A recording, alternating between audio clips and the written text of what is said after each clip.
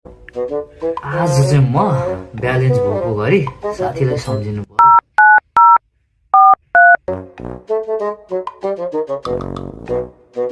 तपाईँको एकाउन्टको ब्यालेन्स रकम कम भइसकेको छ। ब्यालेन्सै पो सकिएछ त यार, अब के गर्ने होला? त्यो मेरो एउटा साथी हो, उसकोमा जहिले पनि ब्यालेन्स छ, त्यसकोमा जान्छ। ओइ साथी, रुममै छस्? ओए भित्रै छु हो, यो जाडोमा कहाँ जानु हो र? आइज हो भित्र। ओए लेकिन ये साला कर क्या रहा है यहाँ पे?